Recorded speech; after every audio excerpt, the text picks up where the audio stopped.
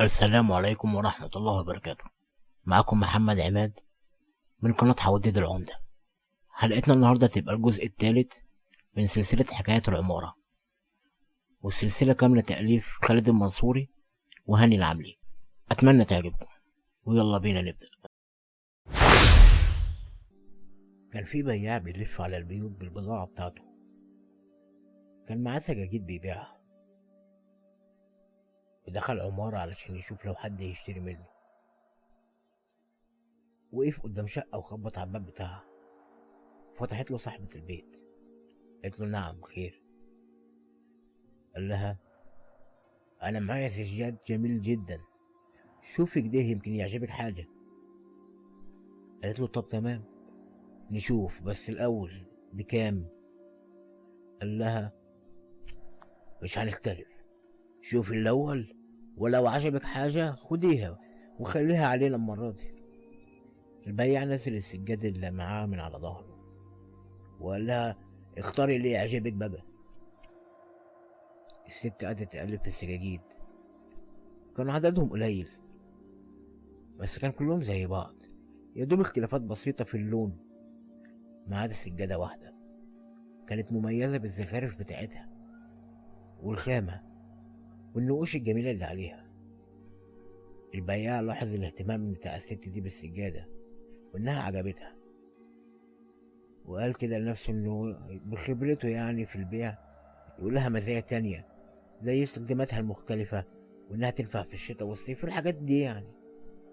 الست بصت على السجادة وفضلت تقلبها على ظهرها، ولاحظت إنها مغسولة وفيها بقعة كبيرة، وقالت له هي سجادتك دي جديدة ولا مستعملة؟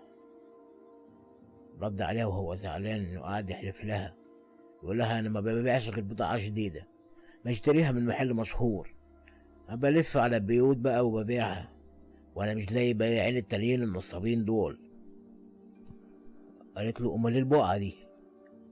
يمكن تكون شوية مية وقعوا على السجادة مثلا وهم بينضفوها، ما تكفيش هتتشال مع أول غسلة، ولو ما اتشالتش متقلقيش يعني مش هتبان.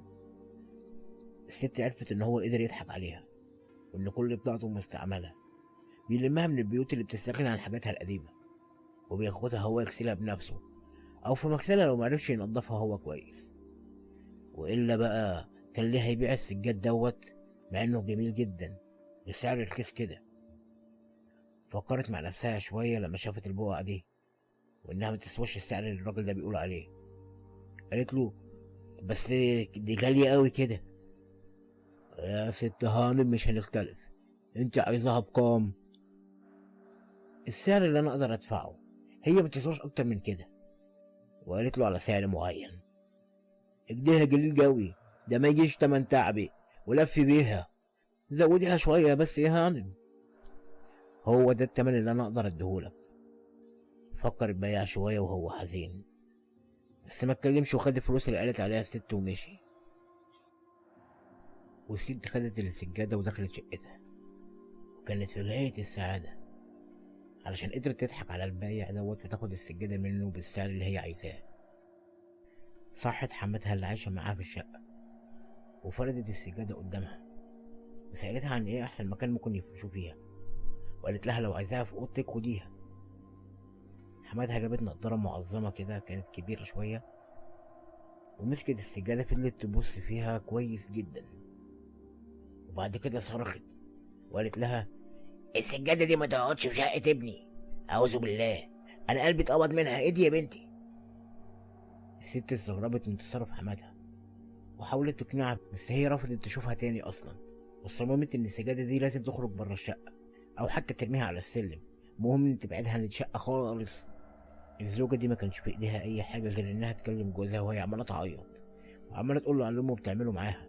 حاول يهديها وقال لها طب انها تطلع بس تشوف البياع دوت وترجع له السجاده وتاخد منه واحده تانية وخلاص. وحماتها بصلها وعماله تهز في راسها وتقول لها انا مش عارفه البنات بتاعت الايام دي، مش عارفه يعني تبصي على حاجه كويس قبل ما تشتريها؟ ازاي ما شفتيش ان السجاده ما تنفعش لشقتك خالص؟ وفي بيت تاني بعيد كان عايش فيه فؤاد مع اخته الصغيره فايزه، عايشين لوحدهم من ساعه ما ابوهم وامهم ماتوا. عايشين في الشقة دي ومقسمينها جزئين. جزء جوه الشقة خاص بفايزة، عارفة عنه كل حاجة، تتصرف فيه بحريتها. بره الشقة بقى، ده كان العالم بتاع فؤاد، بيشتغل وبيخرج مع أصحابه ويسافر ويرجع وبيعمل اللي على مزاجه.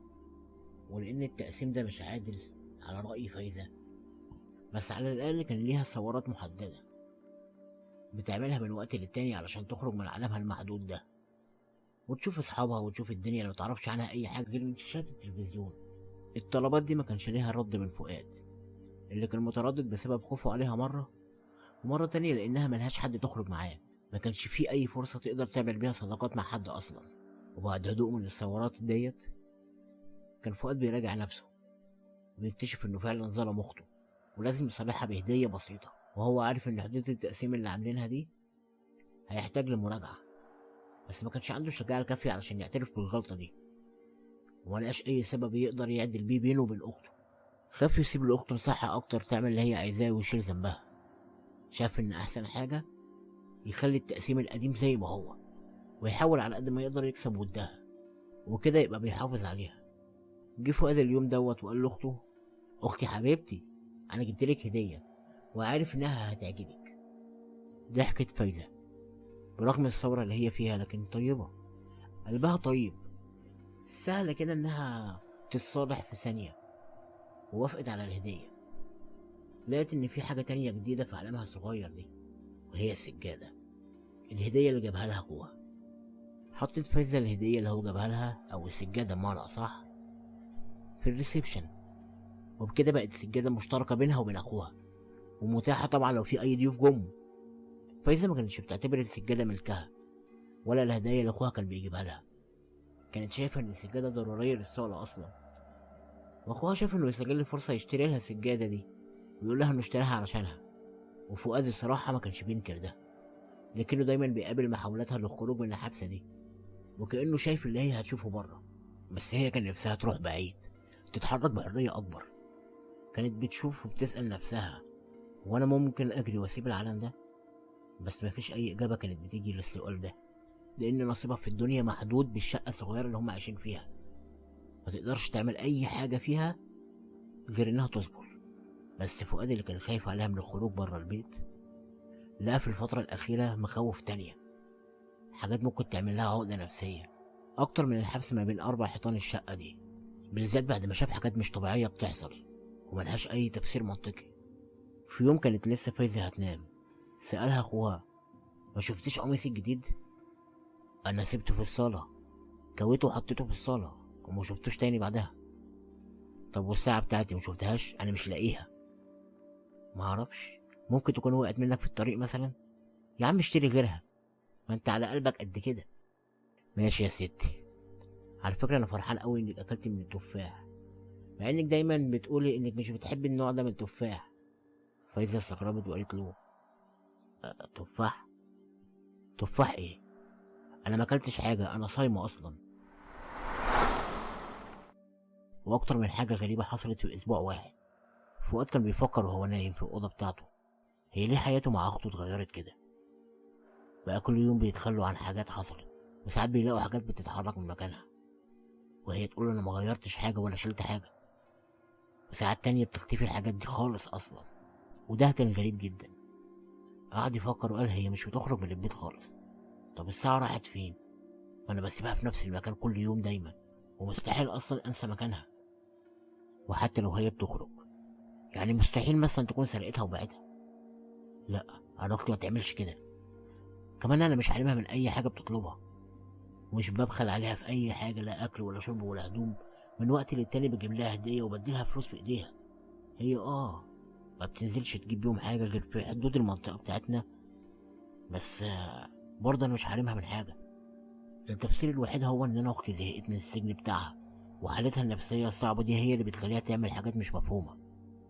وقال لنفسه: انا بكره هروح اسال صاحبي اللي بيدرس علم اجتماع وعلم نفس ده، يمكن يكون عنده حل، مع انه يعني ما بيشتغلش في المجال ده، بس هو الوحيد اللي ممكن نأتمنه على سر من اسرار العيله بتاعتنا. غير ان انا ما اقدرش اروح بيها عند دكتور نفسي، عشان هيسيء لسمعتها وسمعه العيله اللي انا بحافظ عليها طول عمري. فؤاد غمض عينيه لحظه، لكنه حس بحركة في الصالة. ما كانش سامع أي صوت، بس هو مجرد إحساس إن في حاجة بتتحرك هناك، وهو عارف إن أخته نامت قبله، وأصلا نادر إنها تصحى قبل الفجر. طب إيه الحركة الغريبة اللي في الصالة دي؟ مشي بالراحة كده في زاوية يقدر يشوف منها الصالة. كان خايف يروح هناك ويشوف اللي بيتحرك من غير أي صوت في الليل ده. طب ده شخص ولا حاجة تانية غريبة؟ طب ممكن يكون حرامي؟ لف ودخل أوضة أخته، صحاها بالراحة وبخوف وقال لها بصوت واطي: شش، اسكتي، في, في حرامي في الصالة. بس لاحظ إن أخته ما خافتش، ده لأن وجوده أصلا بيحميها من أي حرامي أو أي حاجة تانية. بس هي حست بفرحة. حرامي؟ دي حاجة جديدة في حياتها المملة دي. حرامي دخل شقة، دي حاجة هتعمل لها إثارة في حياتها، وهيخلي الأدرينالين يترفع في دمها. الموضوع ده ما حصلش بقاله سنين. طلعت مع أخوها، وبالراحة كده قربوا من الصالة، وبقى شايفين إن فعلا في حركة. وقفوا مكانهم لحظة، لقوا إن الحركة دي اختفت. فضلوا يبصوا لبعض هما الاتنين، وخدوا قرار إن هما يقربوا أكتر، لغاية ما بقت الصالة كلها قدامهم. ما كانش فيه أي حاجة غريبة في الصالة، كل العفش البسيط اللي في الشقة مكانه، وحتى اللوح مكانها، وحتى التراب اللي ما بتنضفوش فايزة كل ده مكانه. أمال ليه الحركة اللي حسوا بيها دي؟ فايزة قالت لفؤاد: ممكن تكون متوتر من الشغل أو من التفكير يعني في حاجات، أو ممكن يكون فار زي ما دخل من شباك المطبخ المكسور أكيد قبل كده، وأكيد خرج منه. خدها من إيدها وراحوا للمطبخ عشان نتأكد من اللي هي بتقوله ده، وحط لوح خشب كده على الجزء المكسور من الشباك بتاع المطبخ لغاية ما يجيب نجار يصلحه. بس فايزة ما كانتش مقتنعة بالتفسير ده، لأنها عايشة في البيت أكتر من أخوها وعارفة كل حتة فيه، لدرجة إنها عارفة حتى كل ذرة تراب في الشقة عاملة إزاي. وإحساسها الداخلي بيقولها إن في حاجة غريبة فعلا في الصالة، مش فار زي ما هي بتقول لأخوها. وبما إن العفش القديم لسه زي ما هو متحركش، فالاحتمال اللي فاضل إن حاجة جديدة هي اللي عملت كده. السجادة قلبها انقبض من الفكرة دي، وهي عمالة تسرح في الزخارف اللي على السجادة، وتخيلت إنها عبارة عن وش بيبتسم لها. عدى كذا يوم، وفايزة مش قادرة تنضف الصالة ولا حتى تبص على السجادة دي، مع إنها متأكدة من جواها إن مفيش سجاجيد أصلا بتتحرك. ده حتى يعني لو هنقول إنها بتمشي، فالعفش اللي فوقيها هيمنعها. كانت عارفة إن الحاجات اللي بتفكر دي ملهاش قيمة ومش حقيقية أصلا. والحقيقة إن السجاد فعلا ما بيتحركش ولا بيبتسم في وشنا. وقالت لنفسها: ما هو ما ينفعش كده، أنا لازم أنضف الشقة. والصالة بقى شكلها وحش قوي، وفضلت تبعد الأوهام دي عن دماغها. فؤاد كان من بره البيت، فبدأت هي بقى تنضف، وراحت للصالة وعمالة تنضف التراب اللي فيها وتمسح الكراسي واللوحة اللي متعلقة. خدت وقت في التنظيف، ونسيت كل حاجة عن السجادة اللي كانت على الأرض. كانت شغالة في التنظيف واحدة واحدة، أصل ما عندهاش حاجة تعملها طول اليوم. طلعت على كرسي من الكراسي علشان تمسح اللوحة وتنضف التراب من عليها، وبصت على الأرض عشان تشوف التراب اللي عمال يقع من اللوحة على الأرض. وقالت لنفسها: مش مشكلة، ما آخر حاجة هعملها هتبقى الأرض يعني. بس لفت انتباهها حاجة تانية. كان في آثار على الأرض، كانت آثار رجلين باينة أوي لحد مشي على التراب ده. نزلت من فوق الكرسي وفضلت تبص على الآثار ديت. أصل الكام يوم اللي فاتوا هي ما قربتش خالص من المكان ده، وأخوها أصلا ما بيمشيش حافي على البلاط، ودي آثار حد حافي. وكمان إن الآثار دي أكبر بكتير من رجليها أو رجل أخوها. أكيد كان في حد ماشي هنا، بس هو مفيش حد أصلا بيخش لهم، وأخوها ما بيجيلوش أصحابه كلهم بيقابلهم برا البيت. بدأ يجيلها إحساس تاني بإن السجادة سبب في ده كله. فضلت تقول لنفسها: دي أكيد السجادة اللي اتحركت وهي عملت الآثار دي. وبرغم سذاجة الفكرة دي، بس هي ما قدرتش تقاوم رغبتها عشان تشوف السجادة من الناحية التانية، عشان تتأكد إنها يعني من غير رجلين. وقلبت السجادة، بس كل اللي لقيته بقع غريبة جدا، زي ما يكون وقع على السجادة حاجة والسجادة شدتها، والجزء اللي فوق بس هو اللي اتغسل. وقالت لنفسها إن أكيد السجادة دي مستعملة مش جديدة، بس هي ما كانتش متفاجئة يعني، لأن من يوم ما فؤاد جابها وهو شايلها وداخل وهي عارفة إن السجادة ديت مستعملة أو قديمة، لأن السجاد الجديد بيبقى ليه ريحة وملمس واضحة كده ومعروفة. بس خلاص، القصة كده وضحت. السجادة دي أكيد وقع عليها حاجة وأصحابها معرفوش ينضفوها، فحبوا يتخلصوا منها وخلاص، وخدها حد بيبيع سجاجيد وغسلها وباعها لأخويا. بس هو إيه علاقة ده كله بآثار الرجلين دي؟ ومين اللي اتحرك في الصالة في الأيام اللي فاتت؟ وغير ده كله، فين الحاجات اللي اختفت؟ الساعة بتاعت أخويا والحاجات التانية. جه على بالها تفسير، وهو تفسير علمي جدا، وده بسبب إنها بتتابع برنامج لدكتور مصطفى محمود، برنامج العلم والإيمان، وكان في شوية حلقات كده عن الخيال العلمي. وقالت لنفسها إن التفسير ده هو فجوة بين عالمين. في سائل غريب وقع على السجادة وفتح الحاجز ده اللي يفصل بيننا وبين الجن أو الأشباح أو مخلوقات تانية. المخلوقات دي هي اللي تخرج من البقعة وتتمشى في الشقة براحتها، وهم اللي سرقوا الحاجات بتاعت أخويا ورجعوا تاني للعالم بتاعهم. فؤاد لو كان سمع التفسير ده كان هيموت من الضحك وهيتهمها بالجهل، ومفيش حد هيصدقها. دي حتى هي نفسها هتشك في عقلانية الفكرة واحتمالية حدوثها لو أخوها اتكلم معاها في الموضوع ده. وقالت لنفسها لما يرجع أخوها هتسأله هو صاحب الآثار بتاعت الرجلين دي ولا لأ، وعنده تفسير لوجودها ولا مفيش. ودلوقتي أنا لازم أحاول أغسل البقعة دي اللي على السجادة، لأن أكيد لو ما كانتش بوابة من عالمنا وعالم تاني فالبقعة دي مش نضيفة، ولازم تتغسل بالمية والصابون وشوية معطر كده وكلور وخلاص. جهزت أدوات التنظيف وبدأت فعلا إنها تعمل كده من غير ما تعرف إن اللي بتعمله ده خطير، واللي هيحصل هيبقى أشد خطورة عليهم. وآخر النهار أخوها رجع من الشغل، وقبل ما يغير هدومه أخته جريت عليه وشدته من إيده عشان توريله أثر الرجلين اللي على الأرض. هي كانت غسلت السجادة كويس وشالت اللي كان فيها من وساخة يعني، بس ما كملتش تنظيف الصالة عشان الآثار بتاعت الرجلين دي ما تروحش. ولما شرحت لأخوها وجهة نظرها ما بين العالمين اللي هو عالمنا وعالم الجن اللي جت من خلال البقعة اللي في السجادة، وأكدت الكلام بتاعها بالآثار اللي موجودة دي، أخوها بدأ يحلل كلامها دوت بس من وجهة نظر تانية، لأنه كان يتكلم مع صاحبه المستشار في الأمور النفسية دي. صاحبه قال له انت أختك بتعاني من الوحدة، حبس انفرادي زي عقاب المجرمين، ده أشد العقوبات، وده ممكن يؤدي لتدمير طاقتها الحيوية والنفسية كمان. وعلى فكرة اللي انت بتعمله مع أختك ده غلط. هي حاولت تنبهك كتير، مرة بالكلام ومرة بالنقاش، وساعات كانت بالخناق، بيبقى بسبب مهم بقى أو بسبب تافه مش مهم، بس كل ده عشان تبين لك إنها مش راضية عن الوضع اللي هي فيه. وفي الآخر بقى إنها ما قدرتش تقنعك بكل الوسائل دي، فبدأت تحاول تلفت انتباهك بطريقة تانية خالص. يعني مثلا زي إنها سابت شباك المطبخ مكسور علشان يدخل منه فار، واستغلت وجود الفار ده علشان تصنع بعد كده قصة تانية عن شبح أو حرامي. وأنا مستبعدش خالص إنها تيجي بكرة مثلا تقولك حكاية عن إن في كائنات فضائية خرجوا من التلاجة عندكم.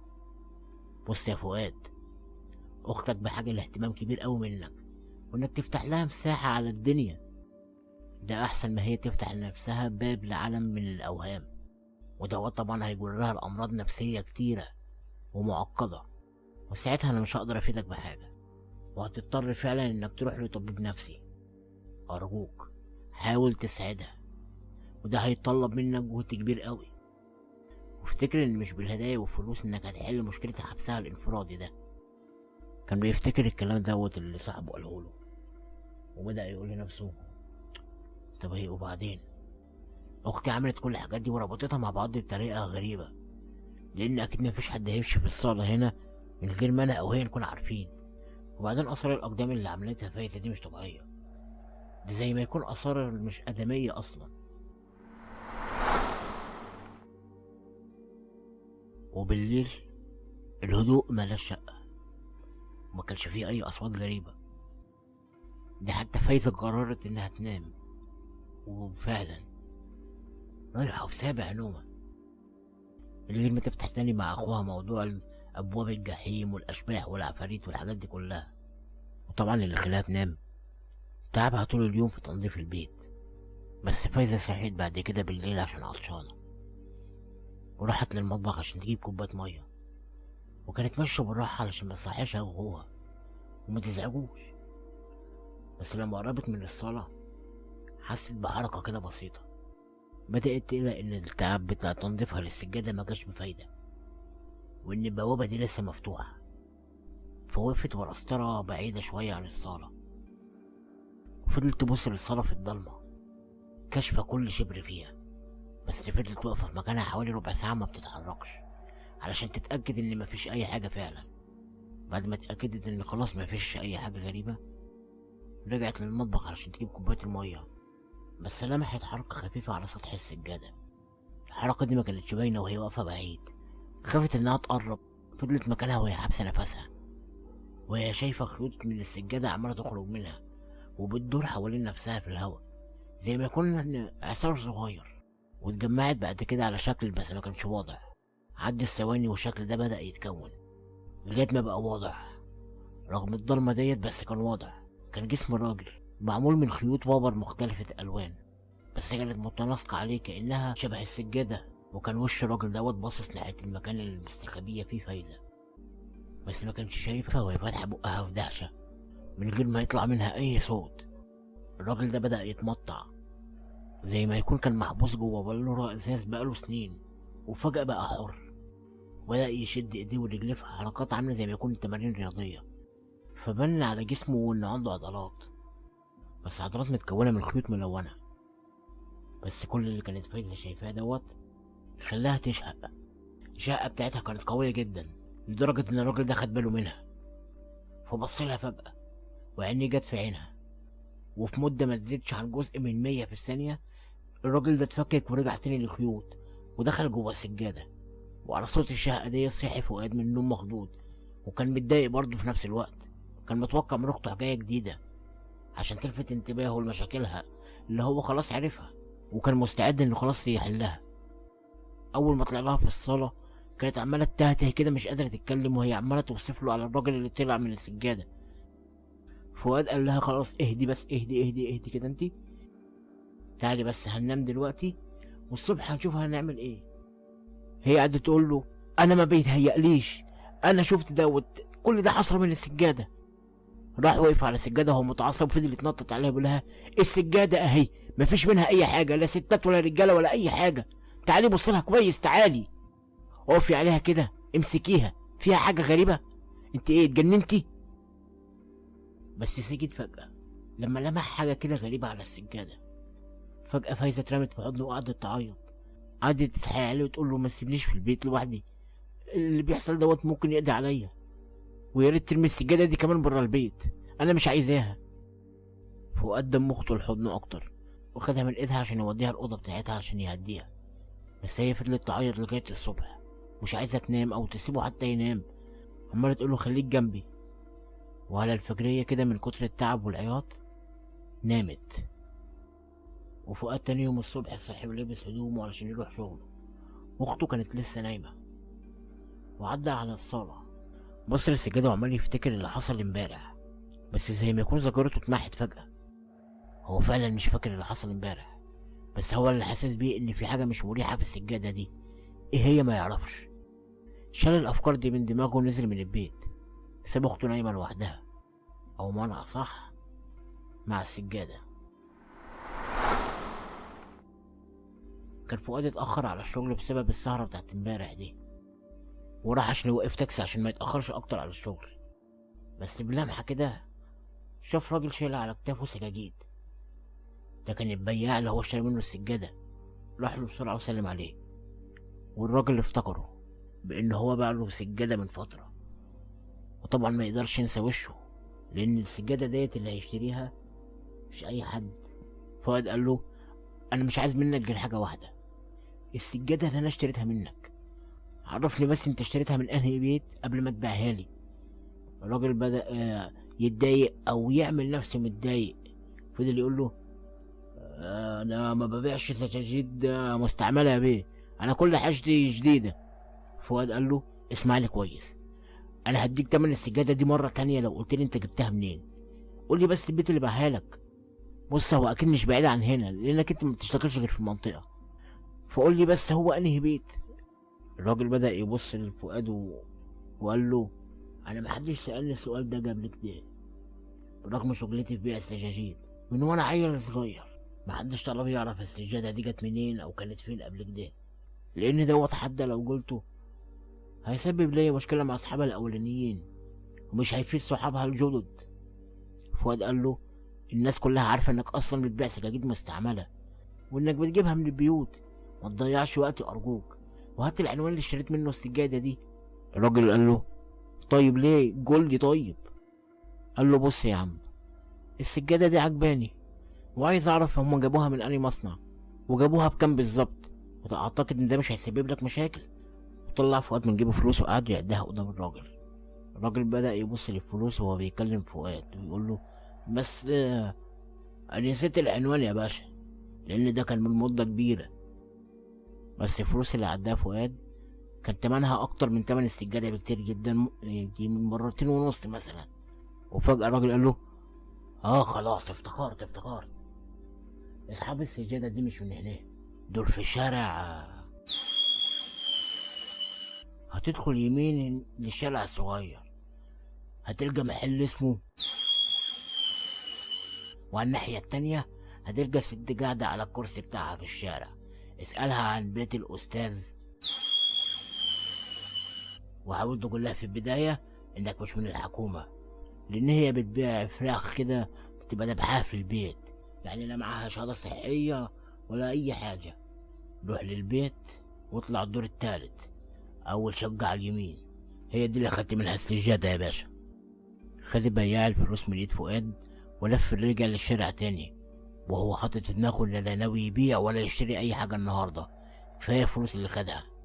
وفجأة الراجل ده رفع تليفونه وبدأ يكلم واحد بيقول له يجيب له عربية في المنطقة اللي هو قاعد فيها دلوقتي. ساعتها فهم فؤاد ازاي الراجل ده وصل السجادة من المنطقة البعيدة دي لغاية هنا واشتراها منه، لأنه مينفعش السجادة ديت يبيعها في منطقة واحدة لأن ممكن الجيران يزوروا بعضهم ويشوفوها. حل منطقي برضه. فؤاد كان كتب العنوان في ورقة وهو الراجل بيكلمه، وحط الورقة في جيبه وراح شغله وهو أصلا ما يعرفش ليه دفع المبلغ الكبير دوت على عنوان.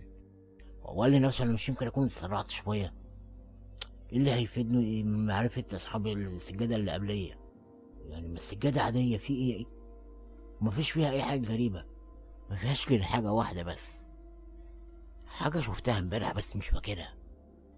عموما العنوان مش هيضر في حاجة وأنا أختي دلوقتي في أمان، وحتى لو في وحوش وعفاريت بتخرج من السجادة فأكيد مش هتغامر يعني كده وتخرج في النهار، الحاجات دي بتبقى بالليل. راح الشغل وطلب فنجان قهوة يشربه عشان يهدي من أعصابه شوية، وقال لنفسه كل الأمور تحت السيطرة دلوقتي، وهو ما يعرفش إنه سايب أخته اللي بيخاف عليها من حتى الهوا في شقة صغيرة مع كائن ضخم ومخيف. كائن ما يعرفش بقى ليل أو نهار، ما بيفرقش معاه، هو بيخرج من السجادة في الوقت اللي بيعجبه.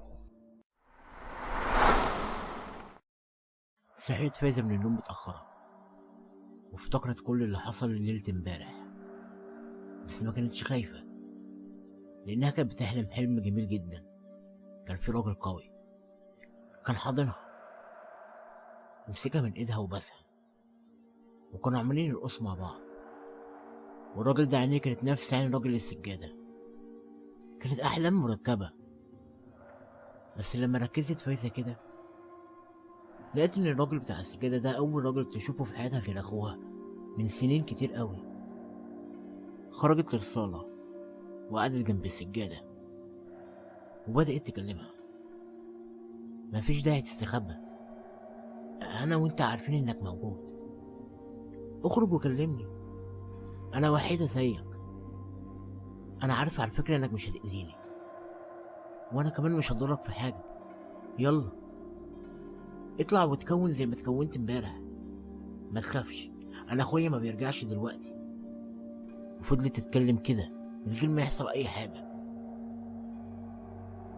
بس شوية وبدأت السجادة تتهز هزة خفيفة، ومع هزة السجادة ديت قلبها بدأ يدق جامد، ورجعت تاني تكلم السجادة وتتحايل عليه، وعمالة تقوله إنها لوحدها في البيت، وإنها عايزة تلعب حتى مع السجادة.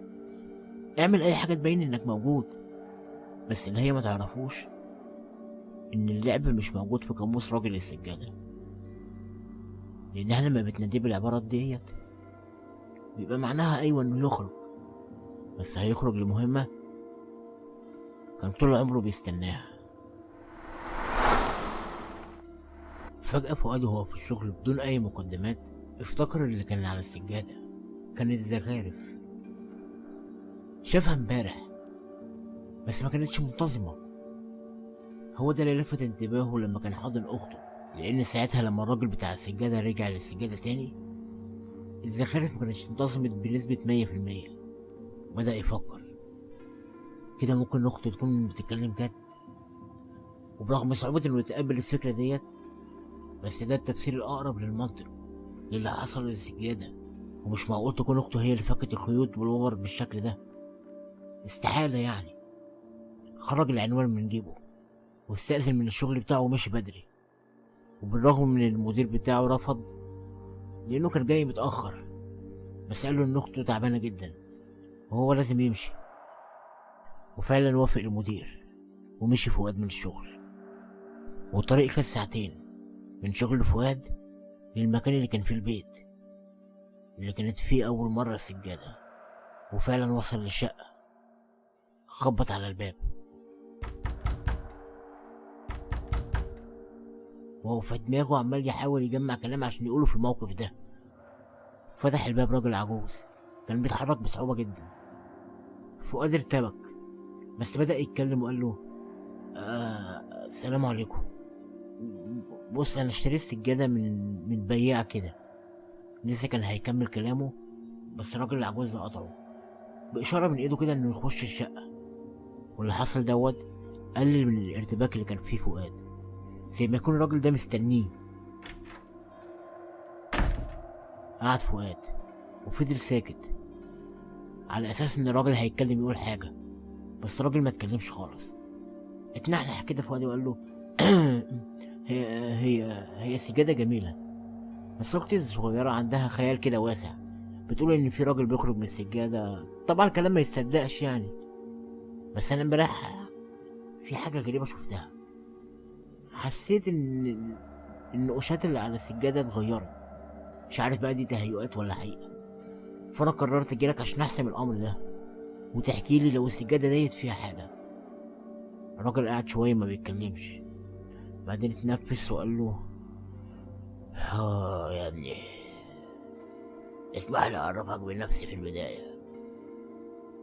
انا اسمي عماد، انا راجل عجوز وحيد، ماليش حد غير احفادي اللي بيجوا من بيتهم في الشارع اللي ورايا، بيقعدوا معايا شوية وبيمشوا. وفي الصيف اللي فات سافرت في رحلة طويلة. احفادي طلبوا مني مفتاح البيت علشان هما واصحابهم يجوا ويجيبوا بلاي ستيشن ويشغلوه على التلفزيون، علشان ابوهم وامهم ما بيردوش، بيقولوا لهم لا اصحابكم بره البيت. انا اصلا ما بحبش حد يدخل بيتي وانا مش موجود، بس احفادي دولت هم اكتر ناس بيسالوا عني. ولما توصل لسن يا ابني هتفهم يعني ايه حد يسال عنك وانت ما بقاش ليك فايده في الدنيا. لكن لما رجعت من الرحله حكولي انهم كانوا عايشين في ملل، فقرروا انهم يخترعوا لعبه غريبه. انت عارف بقى المراهقين والشباب والجنان بتاعهم ده. واللعبه كانت مجنونه شويه، كانت عباره عن ان كل واحد يعور نفسه تعويره جامده جدا وتنزل دم كتير، واللي هيفضل مستحمل للاخر من غير ما يغمى عليه يبقى هو اللي كسبان. كان اختبار قوة بس من نوع متخلف شوية.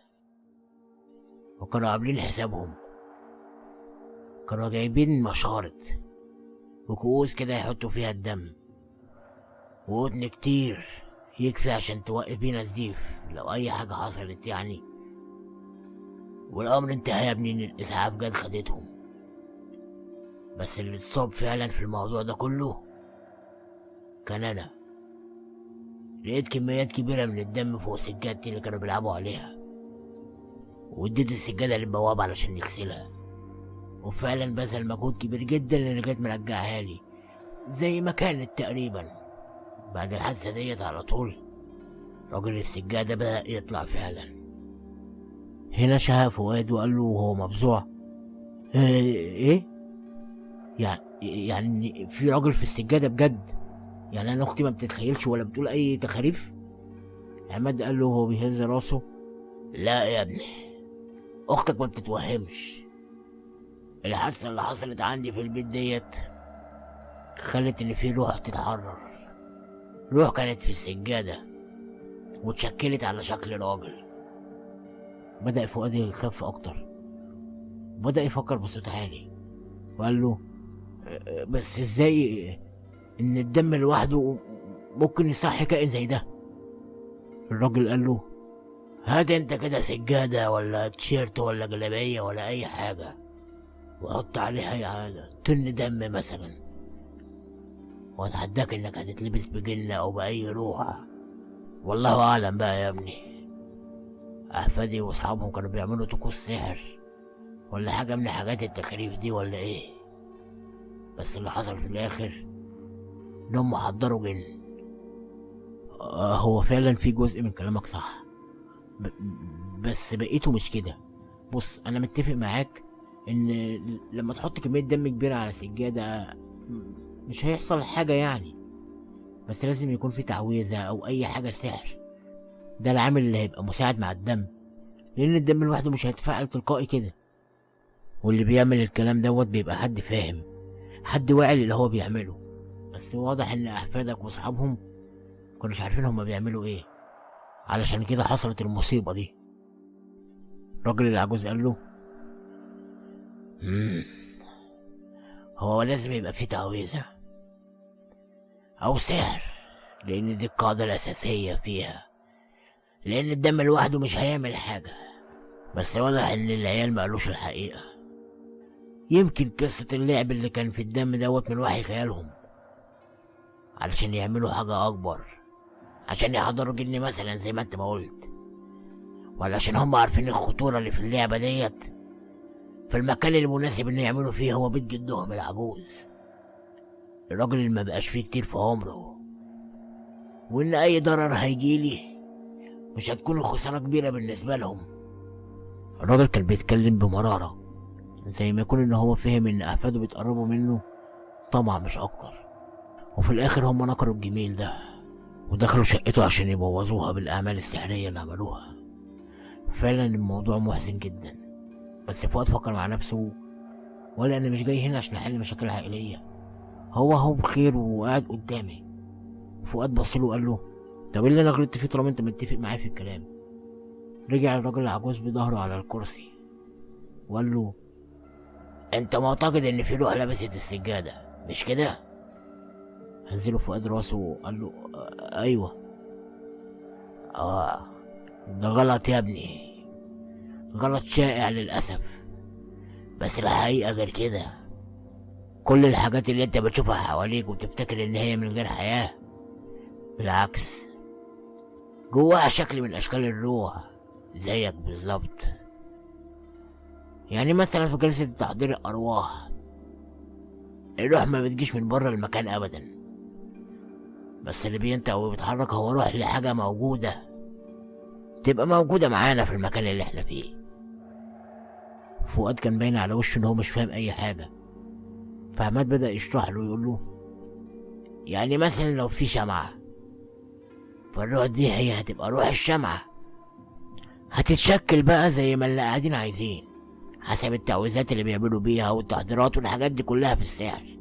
واللي قاعد في جلسة التحضير دي بيطلب من الروح مثلا حتة من هدومه أو أي دليل عن أي حاجة عن حاجته، دهب، فلوس، الحاجات دي مثلا، والروح اللي موجودة هتتعرف على الحاجة دي وهتجيبها.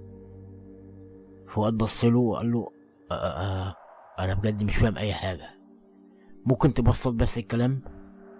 بص يا ابني، راجل السجادة ده مش روح ولا جني، مش حاجة سجنت السجادة يعني، ده هو السجادة نفسها. والسجادة اللي بتتشوه ديت من فوق ده بيبقى عبارة عن جلده، القشرة الخارجية بتاعته. فؤاد بدأ يترعب وهو عمال يقلب الفكرة في راسه، مكانش عارف يمنع نفسه من انه يبص حواليه. عمال يبص على كل حاجة حواليه حرفيا، على الكنب والكراسي والنجف، كل حاجة حواليه، كأنه متخيل ان كل الحاجات ديت كائنات حية.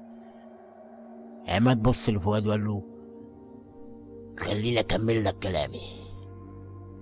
راجل السجادة ده بدأ يخرج ويتحرك في البيت، وانا كنت بحس بيه بس ما كنتش بهتم. في البداية افتكرتها تهيؤات لراجل عجوز، بس السجادة في الوقت ده بقت مليانة تراب، كنت مهمل فيها وما بنضفهاش. ولما التراب والوساخة بدأوا يتراكموا على السجادة، بدأ الراجل ده في الظهور قدامي، لأنه ما بيحبش حد يلوث جسمه، وما فيش حد أصلا مننا بيحب إن جسمه يبقى ملوث، لكنه ما بيقدرش ينضفها بنفسه عشان الكائنات دي ضعيفة ومحدودة الإمكانيات، بس ساعات بتقدر إنها تأذي. السجاد لما بتسيبه فترة طويلة مثلا من غير غسيل أو نظافة، فبيتراكم عليه الوساخة والتراب، ده ممكن يصيبك مثلا بربو أو حساسية على صدرك، مش كده؟ اه كمل بس كمل. الدكاترة لما تروح لهم ساعتها هيقولوا لك ايه؟ هيقولوا لك ان دوت تراب وحساسية لأسباب علمية، منها الأتربة وي وي وي حاجات كتير، صح؟ ويضيعوا وقتهم في التحليل، لكن محدش هيصدق ان ده انتقام. بينتقموا يا ابني، كائن بينتقم مننا، سجادة بقى او روح السجادة مش هتفرق معاهم. فؤاد سرح شوية كده وهو بيقول له: بس اختي نظفت السجادة امبارح واعتقد انها لغاية دلوقتي نضيفة. عماد قال له: جميل جدا، اللي اختك عملته ده حلو قوي، كده الراجل بتاع السجادة هيحبها ومش هيأذيها ابدا. نرجع لقصتنا تاني. لما الراجل ده ظهر لي تاني كانت عشان السجادة متوسخة، او بمعنى اصح يا ابني كانت متبهدلة، واديت السجادة للبواب تاني، بس المرة دي قلت له ينضفها ويتخلص منها، لان انا ما اقدرش احتفظ بسجادة بتطلع منها روح وبتمشي بحريتها في الشقة كمان. اي حد مكاني كان هيعمل كده. البواب قال لي انا هاخدها ليا، وانا قلت له لا، لان انا كنت عايزها تبعد عن المنطقة اصلا خالص. وفي يوم البواب جه ومعاه فلوس وقال لي انه باع السجادة، اديت له جزء من الفلوس وخدت الباقي، ونسيت موضوع السجادة دوت وشلته من دماغي خالص لغاية ما انت ما جيت لي النهاردة. فؤاد فضل قاعد ساكت فترة وبدأ يتكلم وقال له: معاك حق، يمكن يكون هو ده الحل للسجادة. انا هروح اتخلص منها انا كمان، وبعد اذنك انا لازم امشي، لازم ارجع البيت قبل ما الليل يجي عشان الشبح ده ما يظهرش لاختي. ووقف فؤاد عشان يمشي، بس عماد كان باصص له كده وبدأ يقول له: ومين اللي قالك ان الراجل بتاع السجادة بيظهر بالليل بس؟ راجل السجادة ممكن يطلع منها في اي وقت هو عايزه، واحتمال كبير اصلا يبقى قاعد بأختك دلوقتي لو ما كانش حد في البيت معاها غيرها يعني. فؤاد سمع الكلام دوت وكان مرعوب، وطلب منه انه يستخدم التليفون بتاعه، واتصل باخته على طول. اول ما ردها فضل يزعق لها ويقول لها: اطلعي بره البيت دلوقتي، اخرجي بره الشقه، افتحي الباب، نادي على الجيران، اعملي اي حاجه بس ما تقعديش لوحدك في البيت، في عفريت في السجاده، فاهمه؟ اهربي. بس فايزه كانت بتكلمه وهي هاديه جدا، وردت عليه وقالت له: ما انا عارفه، ما هو طلع من السجاده وانا وهو اتفاهمنا مع بعض، وانا مش هقدر اطلع بره الشقه، ومش هطلب مساعده من الجيران يا فؤاد، تمام؟ انا ما اعرفش حد فيهم اصلا، ومليش معاهم اي تعامل، وبعدين الراجل ده مش مخيف ولا مؤذي، ده لطيف جدا. طب اقول لك على حاجه، ده قال لي كمان ان هو عايزني اروح معاه العالم بتاعه، وهنمشي كمان شويه، وكويس انك اتصلت بيا علشان اودعك، انا كان نفسي اسلم عليك بنفسي قبل ما امشي، بس واضح كده ان انا مش هقدر. مع السلامه يا فؤاد. سلام. وقفلت السكه، وفؤاد ماسك التليفون مش عارف يعمل اي حاجة، وفضل كده حوالي دقيقة مش قادر يتكلم، لحد ما عماد كلمه وقال له في ايه يا ابني؟ حصل حاجة ولا ايه؟ هو ممكن حد يخش السجادة مع الراجل ده؟ انا اختي بتقول انها هتروح معاه هناك، هو ده ينفع؟ عماد بصله وقال له بص لي يا ابني، في عالم السحر محدش بيسأل ممكن ولا مش ممكن، لأن كل حاجة في عالم السحر ده ممكنة لو عرفت تعويذة مناسبة، وكمان يكون في روح مناسبة، وده ممكن ياخد شوية وقت. ولو كان بيتك قريب من هنا احنا ممكن نوقف الموضوع دوت وننقذ اختك. عماد رمى نفسه على الكرسي وهو شبه منهار بيقول له لا، بيتنا بعيد عن هنا، هيحتاج على الأقل نص ساعة وأنا مش معايا عربية. عماد فتح درج من الأدراج اللي عنده وطلع منهم مفاتيح وقال له أنا هوصلك، الذنب ذنبي أنا من الأول، مفيش وقت عشان أغير هدومي، يلا بينا بسرعة قبل ما الراجل دوت ياخد أختك وما تشوفهاش تاني. خرجوا الاتنين من الشقة وركبوا العربية بتاعت عماد، وعماد كان بيسوق العربية بتاعته أكنه شاب في العشرينات، بيسوقها بسرعة جنونية، كأنه عايز يقنع نفسه إنه مبقاش عجوز وإنه لسه شباب، وممكن يكون موضوع أحفاده ولعبهم بالدم فوق السكادة دي مش حقيقة أصلا.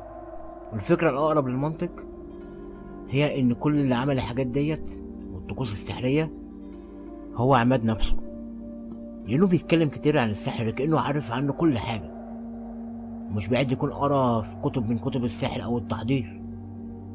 وكانت النتيجة من كل ده إنه حرر الراجل بتاع السجادة من السجن بتاعه، بس فؤاد مقدرش يصارح عماد بالاستنتاج ده، واكتفى بس بمراقبة الطريق، وكانت أعصابه مشدودة وهو عمال يتخيل إن أخته مع الروح الغريبة ديت. بس هي ليه فايزة عايزة تروح معاه بإرادتها؟ يعني ممكن تكون اتأثرت بشكله ولا بكلامه، ولا الروح أو الجن ده عنده قدرة إنه يجذب القلوب أو العقول. المهم عماد خد الطريق دوت في ربع ساعة ووصلوا على بيت فؤاد.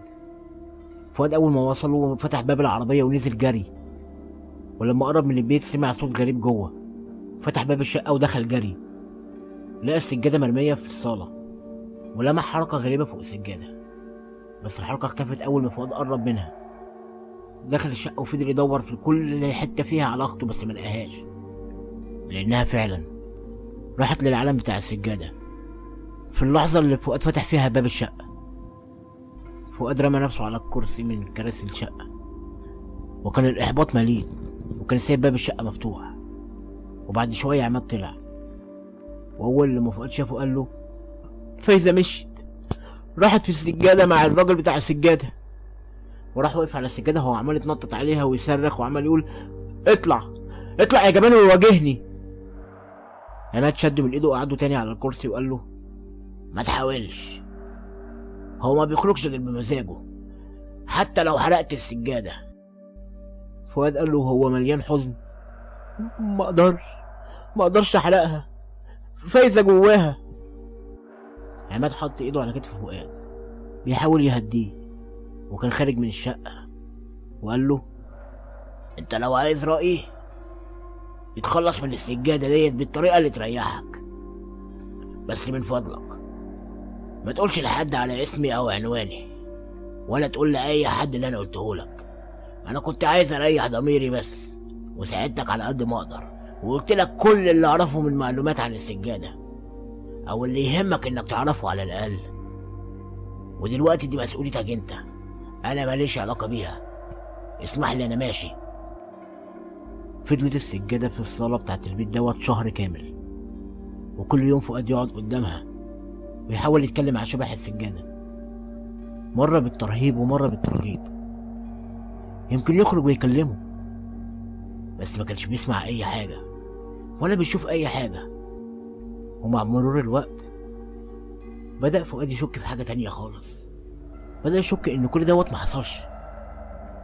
وليه ما تكونش فايزة عملت القصة ديت عن شبح السجادة او راجل السجادة عشان تهرب من البيت؟ وليه ما يكونش راجل اللي اسمه عماد دوت مجرد شخص مجنون لقى فرصة يتسلى فيها بالسذاجة بتاعته دي، وبدأ يألف موضوع الأرواح والأشباح والحاجات دي كلها من عقله المريض. وبعد كام يوم وهو فؤاد في الجامع كان بيصلي المغرب، جات له فكرة. قال من ليه ما يديش السجادة دي للجامع عشان الناس تصلي عليها، يمكن يبقى فيها بركة منهم، أو يحصل أي حاجة للروح اللي جواها، وممكن ساعتها فايزة تخرج من السجادة ببركة الصلاة والمصليين وببركة الجامع. ولو كان كل اللي بيحصل ده كدبة كبيرة فهو مش هيخسر حاجة، على الأقل هيكون خلص من السجادة وحطها في مكان كويس زي الجامع، ويبقى خد الثواب كمان. شال السجادة وراح بيها لغاية الجامع، واتكلم مع حد من العمال بتوع الجامع، وعامل الجامع قال لهم مش محتاجين سجاجيد دلوقتي، بس هيحطها في المخزن، يمكن يحتاجوها قريب وهما بيوسعوا الجامع. وبعد أسبوع اكتشف العامل بتاع الجامع إن التوسيع الجديد اللي هيبقى في الجامع هيبقى فيه موكيت، وإن السجادة ملهاش لازمة للجامع، فقرر إنه يبيعها ويساهم بتمنها إنه يشتري موكيت جديد للجامع، وفي نيته إن يفضل الثواب بتاع صاحب السجادة موجود في الجامع. وفي بيت قريب من بيت فؤاد كان في راجل داخل البيت، لقى مراته فاجأته بسجادة اشتريتها من بياع من البياعين، وقالت له ايه رأيك فيها؟ هو محبش يزعل مراته وعمل انه مهتم، وبدأ يمدح في الألوان بتاعتها وإن ذوق مراته حلو جدا. مراته قالت له وهي فرحانة: هي دي السجادة اللي أنا كنت اشتريتها من شهرين، بس أمك بقى الله يرحمها رفضت بدون سبب مقنع. أنا ما صدقتش نفسي لما لقيت الراجل معدي تاني ومعاه نفس السجادة. هي مش دي صدفة غريبة برضه؟ صدقت بقى إن السجادة حلوة. الزوج ده افتكر والدته، وافتكر فعلا إنها قبل ما تموت كانت رافضة إن السجادة دي تبقى هنا. السجادة دي ما تقعدش في شقة ابني، أعوذ بالله، أنا قلبي اتقبض منها، إيه دي يا بنتي؟ وكان لسه هيعترض على وجود السجادة، بس قرر إنه ما يعملش كده، لأنه مش عايز مشاكل مع مراته وعايز أي حاجة تفرحها. وبعدين السجادة بالنسبة له يعني شاف إنها مش وحشة زي ما أمه كانت بتقول، وقال لها في استسلام: فعلا السجادة جميلة، فعلا جميلة. بقولك إيه، أنا هنزل أجيب عشاء، عايزة حاجة وأنا جاي؟ قالت له: لا يا حبيبي متتأخرش. الراجل نزل من البيت، بس أول ما بقى في الشارع سمع صوت مراته وهي بتصوت.